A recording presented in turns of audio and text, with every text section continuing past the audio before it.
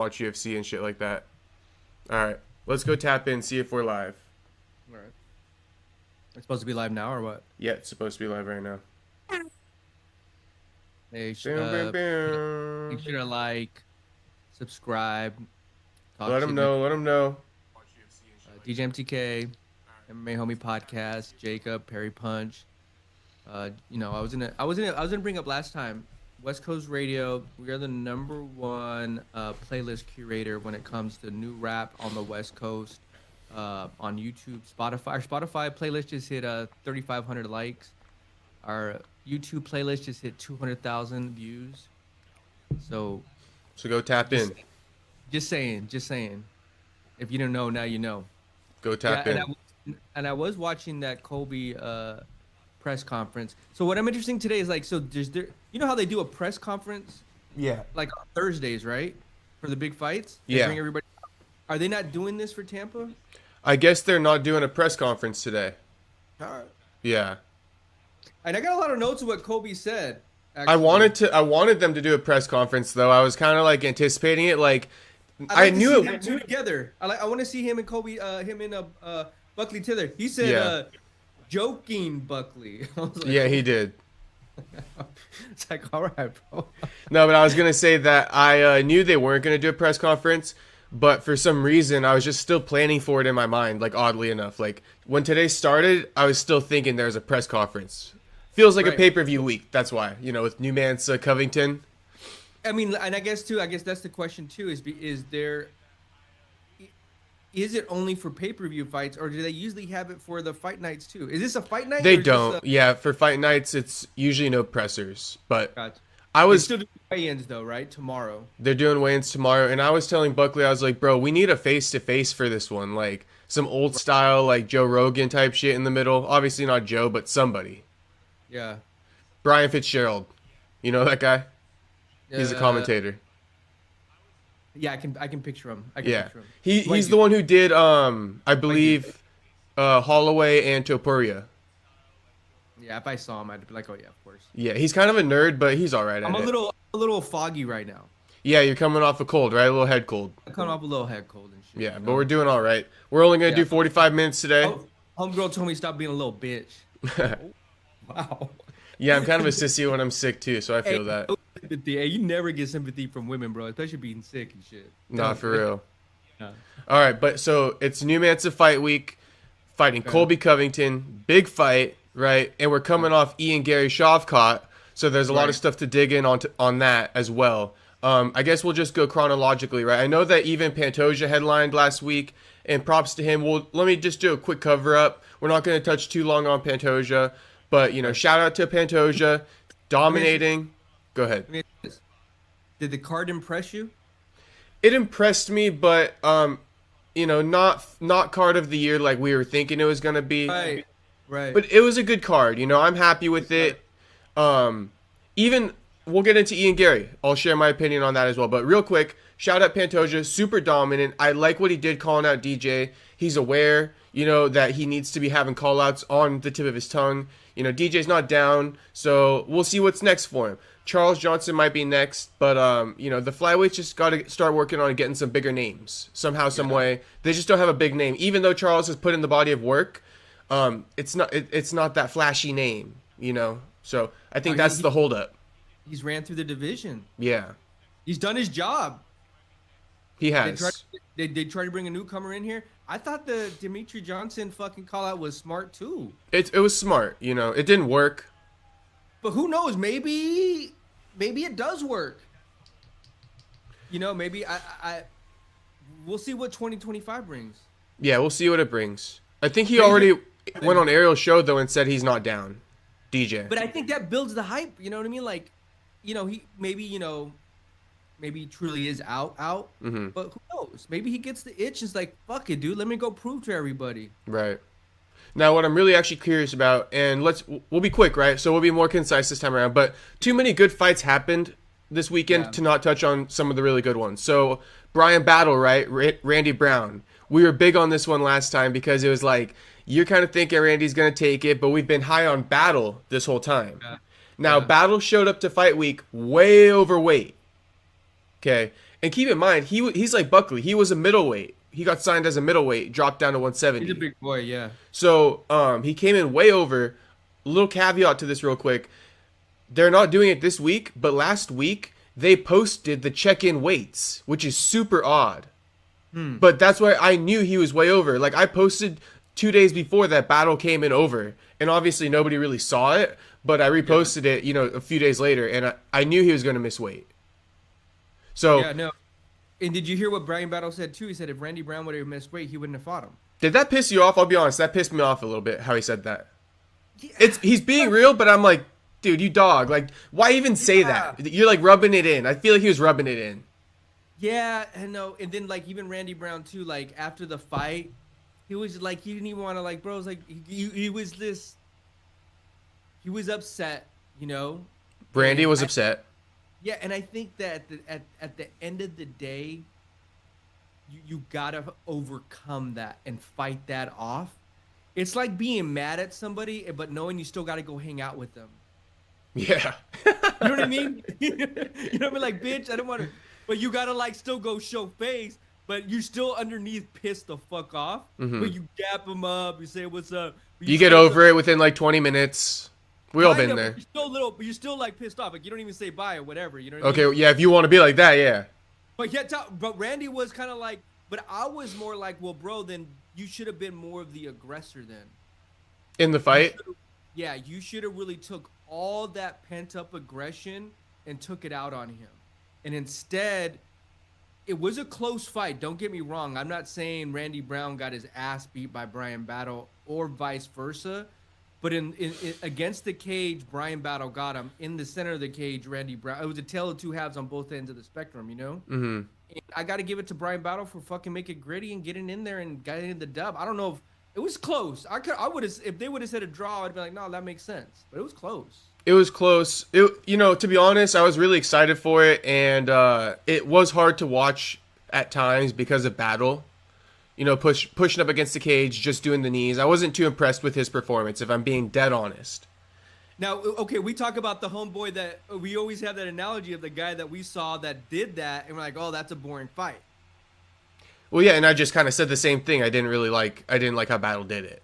See, and yeah, like you, and then just it left a bad taste in your mouth after he messed weight. Yeah, after he missed weight, and now he's saying like, and it's fine, and I like Battle, but I'm just calling it what I see in this one performance is all. Yeah, but he didn't get in the top 15 with that win though. No, he didn't. Did they? Oh yeah, they must have already posted the rankings. I wasn't even tapped in. I'm so like locked in on this fight week, I didn't even pay attention. Yeah. So he didn't get any boost in ranking. Was Randy even ranked? Randy's not ranked either, so it makes sense. I think one of them would have had a dominating knockout performance. Yeah. Or the conversation would have been completely different. See how the conversation switches with Carlos Paredes? Because it's so dominating. Yeah. Not facts.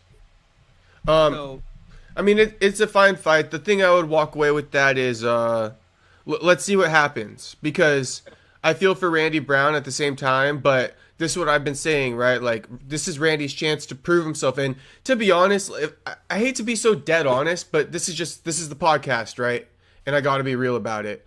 Randy, like, if that's his best, right, against, like, Brian Battle and shit, like, dude, like, against, like, other top of the division, it's going to get even harder. And it just, to me, and I'm giving a lot of credit to Randy, thinking, like, he had a great performance out there. That's not really what I'm taking away. But at the same time, he looked clean as yeah, fuck. but he looked so, like, he was looking so, like, drawn out. Like, did you see some of those? Like, it was like so slow, and like it looked like Battle was really like zapping that gas tank. And I'm just saying, like, you go to the top of the division, and it just kind of sucks. He did look a little gassed in the third. I gotta, there was some of that. Like, yeah. That's my biggest thing with Randy is he's got a good skill set and he does well and he goes on these win streaks. But when it's like push yourself through. He can't seem to push himself through. And I'll give an example, to be fair. Buckley, right? This has been his critique, and that's why it took a long time for fans to get on him, get on his bandwagon. Because before this, he would do a couple wins, and then they gave him a good opponent, and he loses. Then he gets a few more wins, good opponent, loses. So he was losing those breakthrough fights. This year, you know, he made the adjustments. He really took his career seriously, and he's made the breakthrough. He's won the breakthrough fights. Yeah. Right. And so now people believe in him, and that's what I've been waiting for in Randy Brown. Unfortunately, that's not happening. And Battle is, you know, we'll see what Battle can do from here. You know, can he stay at 170? Because obviously Battle can hang, and he was pushing the pace. You know, so we'll see what happens from here. Yeah, no, I'm with you on that. Expected more from both. Expected more from both. Okay, and then I'm just going off the top of my head. So with that said, let's just go. Vicente Luque. Oh, that was rough. Vicente versus Aljo. Yeah. Movestar versus Aljo. That was a big fight. Movestar Aljo, a great fight. Could have gone either way. I really don't feel like Aljo got robbed. I feel like I don't feel like he got robbed. It was a very close fight, and it honestly could have gone either way. But I thought Movestar did do it a little bit more. Honestly, I thought Movestar won as well. If Aljo would have got the win, I kind of would have been a little bit more surprised. Yeah, it was a game of inches, but I was like, Movestar just did a little bit more, especially as he turned him on that third round, and then he got on top of him. I was like, he left a lasting impression, and he was not dominated by Aljo, that's for sure. No, the fight started off with Aljo kind of dominating it, right? But then you saw the turn, you saw the tide turn towards the middle of the fight in the second round. Aljo got a takedown, I believe, and then Movestar just like quickly reversed him, and then it was kind of more Movestar's fight from there. I loved it. I loved the fight, bro. Like, it was a very technical fight. You know, it's interesting. This is the topic I'd like us to bring up one day. Okay. Diehards versus casuals. So in what sense? In the sense of, like, you see it online all the time. Oh, you must be a casual. So the casual and they be calling us casuals for our takes. Yeah, and I'm flipping out motherfuckers right now. So I guess I'm a casual because I love the fight. Okay. Because it was so technical. You know, that I was so intrigued by how it was such a chess match and a game of inches, and that any little thing the other guy was able to kind of take advantage of. You know, that's so intriguing to me. But most of the casuals, what they want to really see is something where it's a knockout. So they think that type of fight is very boring. Mm-hmm. You know, they'd rather rag on that type of fight. No, I enjoyed it. It's just like going into that one, right? You know, Aljo's not a knockout artist, so that's not what I was expecting. You got to have an appreciation for the different types of wrestling, I would say, because I saw a video and I even reposted it. But that's the American versus Russian wrestling, and those are two top-notch guys at their skill set. So it was more of a grappling fight going into it, and you know that, you know, to be honest, that's like let me give you an example. That's like what's his name? Bo Nickel and Paul Craig, right? We would have been happy if it was a grappling match. We were actually pissed that it turned out to be a striking match because they both aren't the best strikers. So to be honest, don't be talking shit about my boy Bo, bro. Like, but you hear me out, right? You're talking about casual takes and shit. Yeah. And what's funny is that people don't know what they like sometimes because, you know, if they're complaining about Aljo and Movestar, two grapplers grappling, right? But then you're mad that Bo and Paul fought, which are two grapplers who chose to strike. You want these two grapplers to strike too? You saw what that looks like. So if you weren't happy with that performance, I mean, just check yourself real quick and think back to Bo. You know, and these guys put it on the line. They went out and put their skills on the line. Like, who's going to win? That's what we want to see. That's what we want to see with Bo. Whose skills are going to be put on the line and who's going to win? The real skills. Not your fucking bullshit boxing skills that nobody pays to see. All right. Vicente and Themba. Tell us how you really feel. I just did. Hey, hold on. Your boy Joshua Van. Yeah, that was a good fight. Another breakthrough, right? These fights prove something. So shout out to Van. I don't have much to say on that, but if you want to give him a little shine, go for it. Yeah, and he was impressive, bro. He really was. And I think we were texting each other. I was like, oh, but can Joshua finish it though? Mm-hmm. He gives himself chances where he like puts himself in a little bit of risk, because Cody wasn't giving up, and he could have like reversed it, did a Charles Johnson on him, but Joshua Van was able to kind of just, you know, keep the pressure on, get the dub. So I think I really like Joshua Van. I thought that was a really good win for him. Yeah, solid win. And, you know, again, another guy I'm excited to see what's next. Although I did say something about Brian Battle as far as his performance and stuff, I'm excited to see what's next. One bad performance or one bad little circumstance of a fight with the weight cut and everything like that, it's fine. We'll forget about it. Let's see what's next. Themba and Vicente. Yeah, interesting Joshua one. Van got in the top 15. Shout out to Joshua Van. Yeah. Shout out to Joshua Van. He's a G. Themba, I think what we kind of talked about last time. Vicente, he got him with the shot, and then He went in got him for with the Doris, yeah. yeah, and then went in for the kill. I mean, that's what OG veterans do, though. It is, and it kind of shows with Buckley's win over Vicente because people thought that was fluky, and it just shows there is like that level that you got to get through, and so a guy like Vicente, I guess the word is a true gatekeeper. If you can get past a guy like Vicente, Right. just like Donald Cerrone back in the day, right? Donald would fuck guys up too. Yeah. But he would lose to the guys who belong at the top. And so Vicente kind of, I guess, I'm not trying to be disrespectful by any means, but he kind of proved himself as like a true gatekeeper in that because Buckley got past him and a lot of people discredited that thinking Vicente was done, right? Yeah. And Vicente's clearly not done, at this point. And he's got a little bit more into it. Made me think about too, he's kind of had a bad patch, of just circumstances. Yeah, so even more the credit, right? Yeah, well, yeah, he was, and because it would have been easy to fold down and be like, oh, he's washed up, now he's kind of, I didn't train for him. I was training for Nick. And so his skill set was able to kind of, I got this, you know what I mean? And he finished the job, and I think it shows Themba, like, I think it's a real wake up call for Themba to be like, all right, like I can be caught. I got caught, and he got caught. Yeah. And so that can happen to any fighter too. Don't get it twisted. That could happen to anybody. Well, let me say this because while you say that, right, it could happen to any fighter, and I guess it could, but let me put it out there, right, because when something like that happens to Themba, a guy who I still believe in, right, that happened to him, but then I start to think around and compare, and I was like, damn, why didn't that happen to Buckley? Like, but listen to this, right? Buckley is seeking out some of the best training in the world. Like, Buckley has traveled to the best grappling gym in the world right now, or at least the second best. He went recently this year and spent like a few months out there before his Wonder Boy fight. He did that. So when you say like it could happen to anyone, it could, but I don't believe it could happen to guys like Buckley who actually go out and seek the best grappling training with the best grapplers, and then they come home and mix it into the MMA style.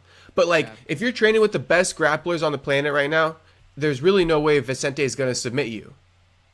And I think it's the fighter's responsibility to seek out the best training. I think that's a huge tip. It's money, yeah. It does cost money to travel and all that stuff. You have to invest in yourself, and it is a big chance. And I think Buckley has gotten to a point in his career where he's been able to build, right, and get more money. So more money you get in, you coming in, the more money you can spend on your training to help improve yourself to that next. There's tiers, there's levels to all of that.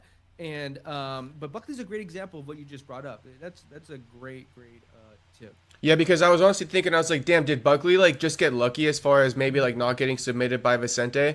And I was trying to like map it out, and I was like, no, I think he seeks out the best training. Like he grapples with the best guys. He goes and travels around. Versus like if you just stick at right, it makes a huge difference. Versus if you're just at your local gym. And I know that Themba came from Africa to America. I think, but there's also that other difference of like still seeking out the best guys in America. And I think too, when you really start to, especially when you're a ranked fighter, right? And you start looking at your level of competition, and you start just comparing everything, bro. Like from what gym does he train at? What nutritionist does he have with him? Are my training partners better than his? And then it's like that's not even adding talent or motivation or the everything else to there. Those are just how much money it takes to get to that. Because to go to a top tier gym, to get the really good nutritionist, to get a really good training partners, all those things cost money. Money you have to invest and say, oh, if I don't get this win, fuck, did I just eat out of my own pocket? Yes. And GSP did that a lot through his career. John Jones is still doing that. Look at him bringing out Gordon Ryan, right? That one kid who's a wrestler. And you have to think these guys that are now in the top tier. I mean, if I just made $500,000, I have a chance to spend $50K on all these things. Where the Thembas of the world, like, bro, they're just trying to get 10, 15. Like they may have 5,000 to spend, maybe, or hopefully someone's bringing them in. Like, hey, we believe in you. We're gonna Yeah. give you all these tools, you know. So there's levels to this shit, and that's just a great example of what you said with Buckley. Yeah, Really for good. sure. And I want to say for Themba, I saw a lot of people were really going in on him. So, head up, Themba. It happens, and you just got It to happens. make the Yeah, adjustments, right? And come back better. That's all you can do. you gotta pick yourself up. That every fighter is gonna have a day. There's not one Yeah. fighter there that hasn't got knocked the fuck out or some choked the fuck out. So it's how you pick yourself up. And he's handling it well. I saw him on social media. He's handling it well. So I think he's fine. He doesn't even need my advice, but I just wanted to wrap it up with that. So I guess, is there anything else? Oh, okay. So Ian Gary, right? Gary Shavkat. Let me go, and then love to hear your take. Ian Gary Shavkat, to be honest, right? I enjoyed the fight. I get where people are coming from. Because you asked me last time too. You're like, do you get where people are coming from? And I was like, no, I don't, about Bo Nickel. But for this one, I enjoyed the fight personally. But I do get where people are coming from with their criticism. But the reason why I personally like the fight is because Ian Gary fought tooth and nail for everything. And I guess that maybe, like Buckley said, he put himself in a couple stalling positions. And I guess, those were, kind of boring to watch at times. But for the most part, I thought Ian fought like tooth and nail for everything. So it made it pretty interesting. And I guess I walk away from that. My only takeaway really is that, like, how good is Shavkat really? Because, like, if that's how he performed against Ian, how do you perform against the best in the division? Yeah, no, I think that it was Tim Welch, is that Sean O'Malley's coach? Yeah. They had said something, in the stuck a chord is like, it's gonna be a very technical fight. Mm-hmm. You might be boring. He said that, and I was like, all right, that's an interesting take, because they're just so high level that it goes back to the Mosvar Aljo. It's a game of fucking inches, dude. And I thought that that could have gone either way too. There was a moment there, and Gary almost tapped him. Yeah, he did. And I I was excited for that. I was watching that like on the edge of my seat, So there were moments that were exciting. And on the flip side of it, I was like, kudos to Shavkat for persevering that storm, that fire, because a lot of fighters, he had him tight, bro. And for him to kind of get out of it and switch around on him, that's pretty impressive too. I think that it showed that Shavkat's human. I think that these guys will probably see each other again. And Ian Gary, he impressed me. I'm not the biggest Ian Gary fan either, and he impressed me, bro. He stood toe-to-toe in there. I could have gone the other way. I think if they would have said Ian Gary, a lot of people wouldn't have been like, oh, that's a robbery. Yeah, I honestly thought the right guy won. I never considered the part of like Ian Gary getting it. It was like this, right? It was like, it was pretty close. I think honestly, like, in my opinion, Shavkat clearly won, and I was fine with it. I will say this though, right? As some comparisons, is Buckley and a guy like Belal, right? Because you got Shavkat really struggling to take down Gary, right? And so I'm kind of like, how are you going to take down guys like Buckley and Belal? And they're saying that he was injured, right? I think they said an MCL sprain. Yeah, they did. So I put it a little bit in the equation, right? And I'm interested to take like, but is that a cope? I don't know, because we don't know, right? Because Shavkat doesn't speak English, you know what I mean? So it's like, I don't know why he said it, how he said it. It's like, I think it got through the grapevine from DC. I think in the fighter meetings, listen to this real quick. I think in the fighter meetings, his coach told DC as like a pre-fight type excuse shit. That's kind of how I read it. Like, things don't go right this Saturday. Just know Shavkat's doing this all with a torn MCL. And so DC revealed that after the fight. So let's say this, and I think they said something too. I think he said it in the cage, 12 months off, kind of felt a little rusty. Mm-hmm. So next year, put it on you to fight 2 times then. Yeah. If that is the case, heal up. Let's see. Because 100% needs to fight, twice at least. He only fought once this year. Yeah, and I think too, it's funny because you see a lot of these fights happen, and then the next fight they totally dominate. Like, yeah.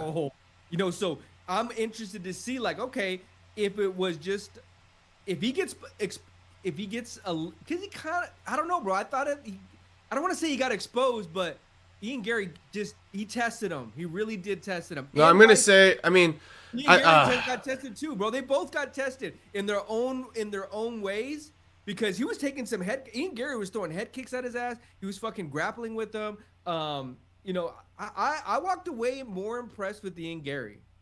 Yeah, no, that's fair to say. And I would like to see, I think there's still a lot of intrigue as to what comes out of this. For some odd reason, you know, these two guys who are very good, undefeated fighters, right? They still have a lot to prove. And we thought that this was the one to prove it.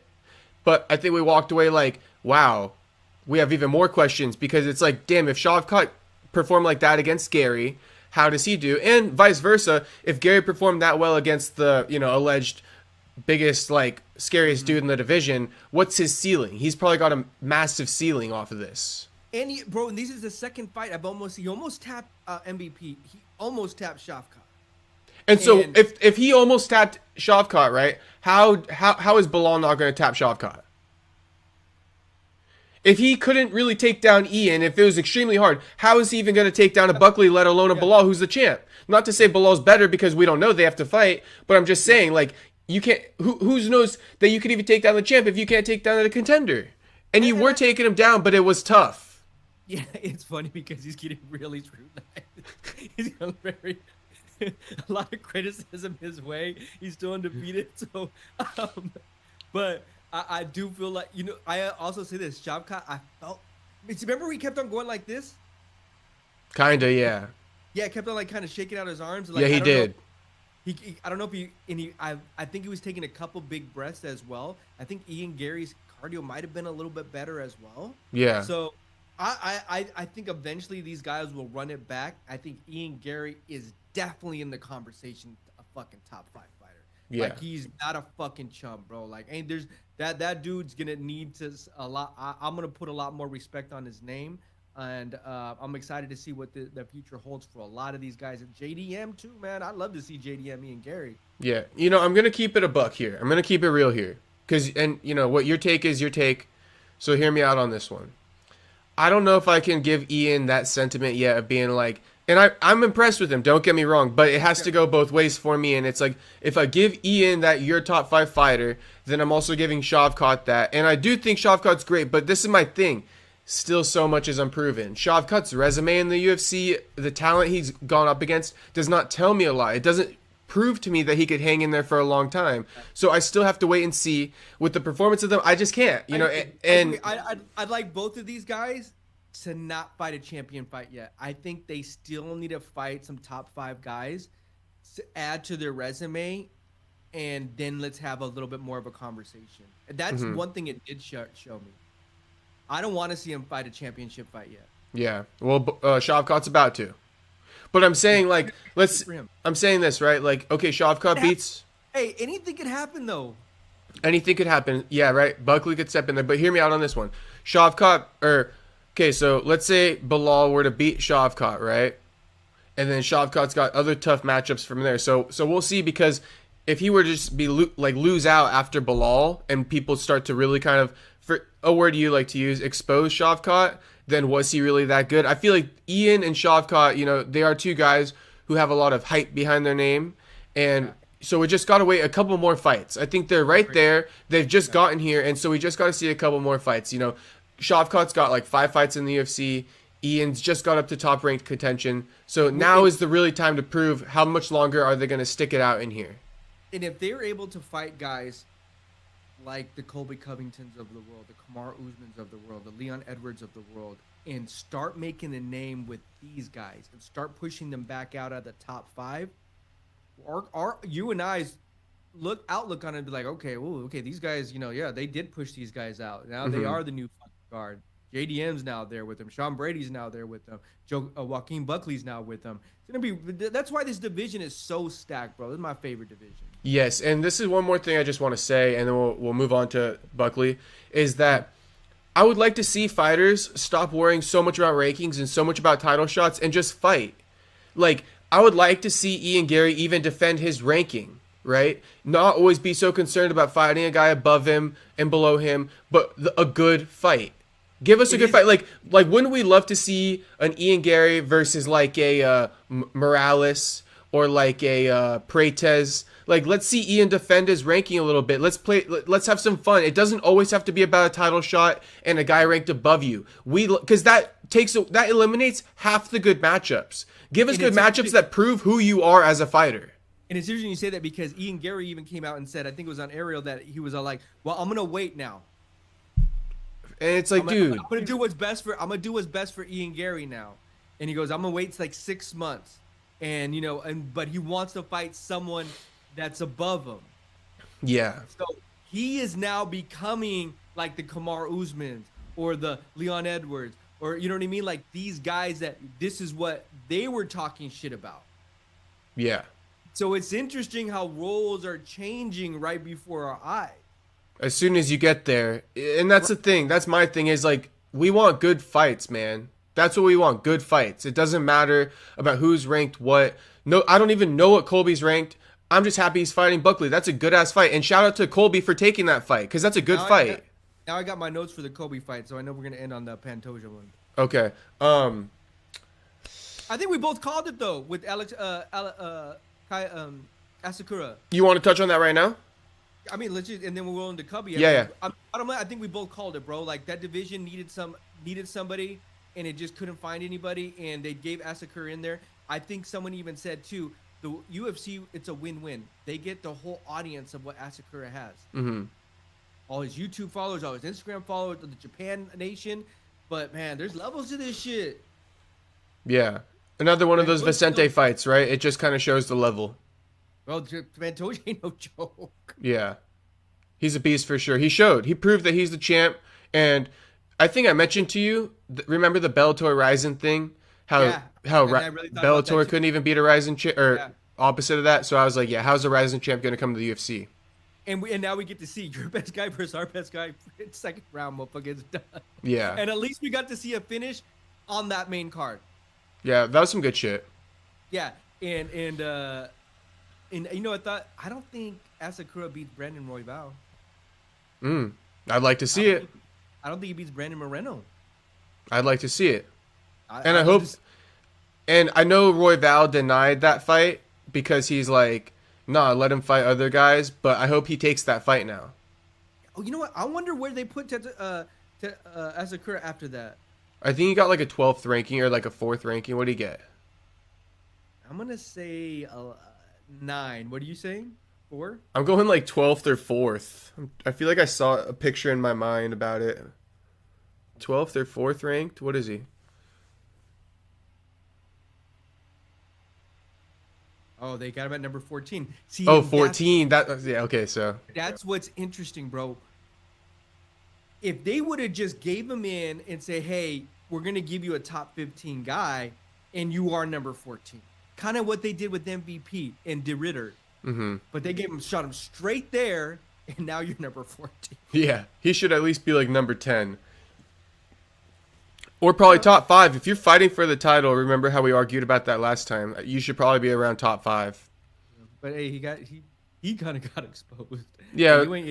You ain't the bad man you thought you were, though. Yeah. I'd like to see how he stacks up, because you got that exciting style, but my thing is like, are you a real MMA fighter? Because like UFC has real MMA fighters, so if you don't have certain boxes checked, it's not going to work out too well for you. And here's the interesting too, like Joshua Van's a good example, Charles Energy Johnson's a good example. Would they take that fight? Would they? I think that's what I'm saying. These guys should fight. These guys should really fight more. Yeah, not more, but I'm saying people should accept fights and not worry so much about ranking. Take a good fight. Fight a good guy. Like, why wouldn't you fight this guy? Like you just said, right? He's got millions of followers. Yeah. You're confident. You actually can build your brand off of him. Yes, and if you're a confident guy, you take that fight. Yeah. Like, fuck it, put him in front of me. Yeah, of course. I think I'm going to beat him, and more or less, why would I fight a no-name? Yeah. So, hey, right. We're not even going to really cover it, but shout out to Kron Gracie and Bryce Mitchell. Bryce Mitchell got it. Yeah, he did him dirty. Yeah. Actually, I got to say one thing. Can I say one thing? Because I'm going to say this. I'll admit it's not really my take, but I fully agree with it, so I'm going to say it on this platform. Brendan Schaub, he was kind of like the Diaz camp. They just really don't evolve. They're like the hot tub time machine. Like they're like way stuck in the past. And I gotta second that, man. I mean, like, and I love Nate. You know, I love Nate.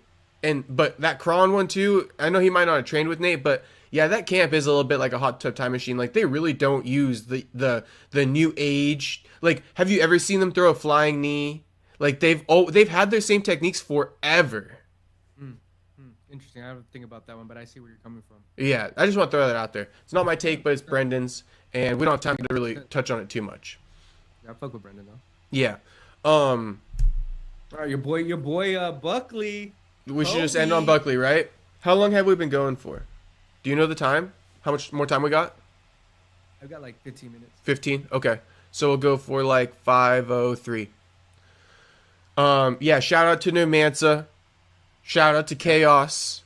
This is a good fight. I'm very excited for this fight. You know what? And I think watching both of those interviews, maybe the stars aligned a little bit better.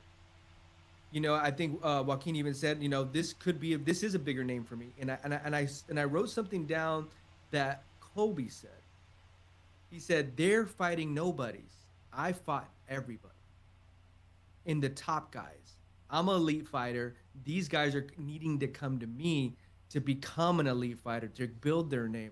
I thought it was interesting. He has a silver tongue. I got to give it to him. Like, sometimes I feel like he's corny, but he had me entertained. I'm not the biggest Colby fan, but he had me entertained in that fight. I still think he's going to get knocked the fuck out, though. In media day or in that fight? He had a silver tongue in media day. Because you just ended that by saying he had you entertained in that fight, but you're saying you were entertained during media day yesterday. Entertained during media day. Okay. Yeah, honestly, dude, that might have been his best media day. Yeah. Overall. Bro, I wrote something else. Hold on, he wrote something else down. We're going to have to clip this. I'm gonna bring the bedroom cardio. Yeah. No, and he also had another one where he reacted to like the people who like discredit him for his loss. He does his past 2 weeks. Yeah. That shit was funny. Oh, bro, you had me done. It's like, all right, dog. No, I'm gonna ask Buckley too. I'm gonna be like, yo, did you watch his fucking media day? Like, you had to have, right? But I was like, bro, we gotta get Joaquin to say something back on that. All right. I'm gonna close the door, motherfucker. You're not even coming to the bedroom, bitch. Yeah. Yeah, it's gonna be a good fight. So, you know, new guard, old guard. I guess two things I want to talk about that I kind of posted about. Number one is how the fight came together. I think this is pretty interesting. So Colby revealed it on his stream exactly how it came together, which is that basically he had come out, he had been denying Ian Gary, right, to help Trump get elected. Okay. Mm-hmm. Once the election was over, Belal had fallen out of his fight with Shavkat. And so Colby was like, all right, let me step in for Shavkat, right? And I think Buckley and Ian had gotten booked. So basically, when the UFC got approached by Colby, they said, no, we don't want that, but we would like you to maybe headline UFC Tampa. And I think at the time they were still going to figure it out, but they said, like, we would like you to headline Tampa. Can you do that for us and be a company man? He said yes. So then they switched Ian Gary off of the Buckley fight, gave him to Shavkat, and they gave Colby to Buckley. And basically, you know, that's how it all happened. So he kind of got forced into it because he said, I'm down to come back and fight Shavkat, even though he had been, you know, avoiding this Ian Gary fight for months. And then they still kind of like pushed him right back into the slot just without an opponent. And one caveat to this that interests me is that I think Ian, right, I think the reason why it became also Buckley, and maybe this is just the way the world works, but I find it interesting that Colby really didn't want to fight Ian. And remember in the video, they were doing the stipulations. So Colby was like, you have to meet these stipulations. So actually, Colby says he didn't want to fight Ian solely because he didn't meet the stipulations. So I just find it all interesting. You gotta turn on your comments. You gotta shoot the video. Your wife got to shoot the video for me. And there was another. I forgot what the other one was. So to be honest, I think that if the UFC said, no, we want you to fight Ian Gary at UFC Tampa, I think he would have said, no, he doesn't meet the stipulations. I think he would not have taken that fight. Maybe. Yeah, that's a guess. But what do you think of that, how it all came together? Well, I would say this. Right off the bat, in the press conference, he just goes right into LeBron. I was just like, where's this coming from, bro? Yeah. Like we're talking about the UFC Tampa fight, and then he went into Belal, and then he said like, hey, I don't know who has a pager on the foot, like, and he goes, it blew up his foot. I'm like, you know how terrorists have pagers and shit. I'm like, all right. Mm-hmm.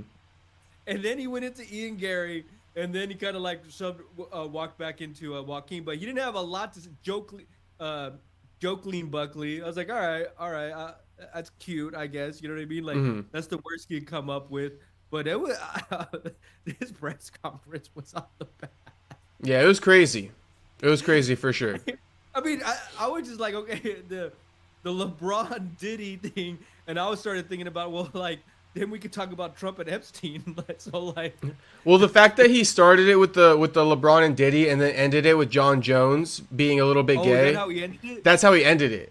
Okay, It was okay. gold. It was gold. Well, wait, what did he say about John Jones? You want me to play it? Sure. All right, let's play it. I won't say no. And he said, he said, bro, he said he's the biggest name in the division. I was like, all right, I don't know about all that, but I mean, See, the I most think biggest. the media needs to look into like some of the fruity things that he does. It's very strange. But I can't tell you. I know that he has been with some women because I remember in college, he always used to get like the fattest girls in the school. I'm talking 300 The fattest pounds hyena. plus.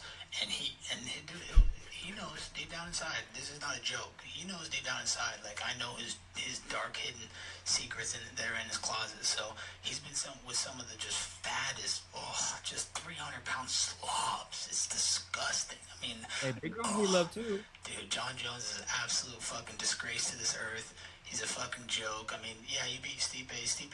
Respect to Stipe first Just off, wait for it. He's a first responder, and he puts his life on the line for the people and for his community. So shout out to Stipe. He's, the greatest heavyweight of all time, but he was past his time. He shouldn't even have been there, man. He knows he was old, and he was just showing up for a paycheck. That's not the Stipe of old, that was in his prime anymore. So, I don't think anything special that performance. I think John needs to stop ducking Tom Aspinall, just like he ducked Nagano. He ducked Nagano for years. Now he's ducking Aspinall. So he doesn't want to fight the Wait guys for he it. knows he's getting his ass whooped against. So I don't think anything special with John Jones. He's a fucking coward. He's a cheat, and he's a woman beater. And he needs to stop beating his wife and leaving her bloody in Las Vegas hotel rooms.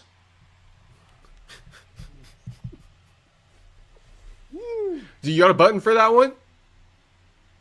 You got Wow. you got a button for that one over there? I don't even know, bro. That's crazy, dog. Yeah. Oh shit. Hold up. All right. That's crazy, bro. Yeah. I He went in on John. he did go in on John. That was Wow. heavy. That is heavy. But Fuck. I mean, shit, Colby. He's a crazy motherfucker. That's why we like him. That's why I like him. But in real life, John Jones will beat the fuck out of that man. Yeah, he would kill him. He would kill him. He would kill He him. would kill him. Talking about a 225, 230 dude, fucking 6'4" versus what? Kobe's 5'10", Yeah. 185. Kobe's not. He's a wild boy, Colby. Yeah. Okay. So yeah, I mean, what should we break down? I mean, do you think Colby's gonna give him a wedgie in the fight? That was impossible. Impossible. Impossible, bro. It's impossible. Did you see that clip at all? I think I did, but I have to probably rewatch it. But You want me to? see Here, let me everything play gets, it. fucking blurred, dog. Let me play it. All right. Hold on. But you know what? I'm excited that Now I'm Joaquin. gonna fucking pull his underwear over his head in the middle of that octagon. Then I'm gonna smack him silly and finish him. Ethan Pooch, I'm not beating Buckley any way I want, bro. I'm gonna give him a wedgie first, promise you that. I'm gonna fucking pull his underwear over his head in the middle of that octagon. Then I'm gonna smack him silly and finish him. He's Ethan just a Pooch, crazy I'm not beating motherfucker, dude. You know what? I think that what's exciting about it is that Joaquin gets a chance to really test himself against a fighter that's made a name for himself, but he gets to put everything to rest and says, hey, you know what? If he comes out here in a dominating fashion and does what I think the fans all want him to do, Mm-hmm. I mean, I would say more fans want to see. Maybe not more fans. It could be 50-50 because a lot of Trumpers probably want to see him win. But if he goes out here in dominating fashion and really puts on a show, Joaquin Buckley's going to be undeniable in 2025. That's a fact. That's for sure. I think the only question is is it title shot next? And I think like this is good. Like if we see a same type of fight how we saw versus Ian Gary and Shavkat, very technical, very game of inches. That will not be this fight. I'm hoping, right? I guarantee you it will not be this fight. Yeah, I'll guarantee that. Hey, I'm here for it. Yeah. I'm here for it. But I think that at the same time, Colby's not a walkthrough. I hope that No, he's definitely not. I think Vicente this last weekend really showed that this fight right here, I mean, like, people who are proven in the division, like, these steps up, they matter. They definitely matter. I think that if we were to look at some of his last fights, Colby's, I mean, he's fought some really good fighters, right? Leon Edwards, Masvidal, Kamaru Usman, Woodley, Kamaru Usman. So I agree with him where he has fought some top tier guys, and that's why I hope that Joaquin is able to do the job and to keep building his name and be able to say, but nah, I beat a top 5 guy, a guy that's fought a lot of great. Maybe it's not his time anymore. I think Colby's already thinking he's going to run for office. I think that's why his persona has even gone times 100. And he knows if he can get Trump to kind of give him a stamp of approval, if win or lose on this, he can still roll into like politics. Well, it seems like he's trying to do some Twitch streaming too now. So we'll see what career choice he rolls out into. But if not politics, I've also been thinking on the side that he seems to be setting, because he even streamed his media day. Like, he got the media reporter said that to start off. I don't think anyone's ever streamed during media day before. But why beyond UFC? Why would I want to watch Colby?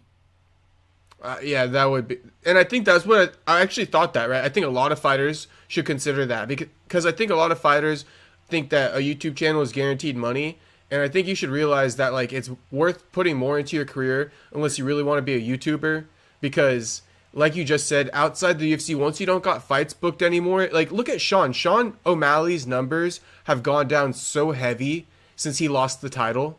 I looked at his podcast. He used to get hundreds of thousands. I looked at his podcast, 23K.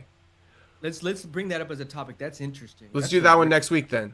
Yeah, that's a really good topic. I didn't even think about that. Okay, so we got a few more minutes left.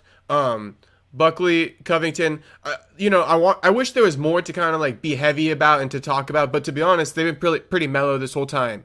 Personally, I think a lot of people are thinking Buckley is going to knock him out. I think the biggest talking point is this one right here. Buckley wants a title shot off of this if he gets a knockout of the year. He's going to go out there. He's going to try to get another knockout of the year. He already did it one time before. He's going to try to do it one more time. Okay? And if he does it, if he gets a crazy stellar knockout on Covington, he wants that title shot, especially if Shavkat's injured. What do you think about what's next for him if he wins? What do we think? Let me ask you this. Is Colby's wrestling better than Joaquin's? On paper, yes. Okay. And can Buckley defend a takedown? In my opinion, 100%. Okay. Now, but we are going to have to find out. We will see soon. And this is what I'm thinking in my mind. I'm like, all right, let's play devil's advocate here. Let's say Colby does take him down. Let's say Colby is able to hold him down in, let's say, the second half of the first round. But I like what you said. Can Buckley's fight IQ during the fight be like, all right, I can't have this happen again? Like, how do I keep it standing? How do I, and because I'm assuming that's kind of Colby's game, right? Wrestling. Right. He tries to take it down and hold you down. Right? Yeah, he smothers you. He smothers you. Right, yeah. So they're both, it's a car crash. This is going to be a car crash right here. These guys will not be backing up. Well, actually, I think I watched something about Buckley. I'm not going to reveal it on here, but Buckley might not be going. I'll just keep it under wraps. So let me just say this then. Colby, I think, did he knock out Masvidal? Is that how he didn't knock him out. He didn't knock him out, but yeah, Colby's not really a finisher like that. Right. That's not what he's known for, right? But he is known for stamina. I watched the Leon Edwards fight. I thought he won that first round. Yeah, me too. And I was like, well, where's Kobe been? Where's all this shit fucking the last 4 rounds, though? Yeah. Leon did enough to win it. So I'm hoping that we don't see like, oh, you know, they kind of. I'm hoping that if he does take him down, that Joaquin has that fight IQ in there and be like, all right, I gotta do something different while in real time action to switch this up. And they have 4, and thankfully it's 4 or 5 rounds they can roll into, and he has to, you know, win that 4th round. But hey, I hope he gets the knockout on catches stuff. Mm-hmm. Yeah. Catches clean and dirty, just ding, ding, ding, ding, ding, ding, ding, ding, ding, ding. Let's ding, see, right? Ding, ding. Oh, where's the ref at? Ding, ding, ding. Walks up, looks at everybody. You want him to do him like Jalen Turner did Bobby Green?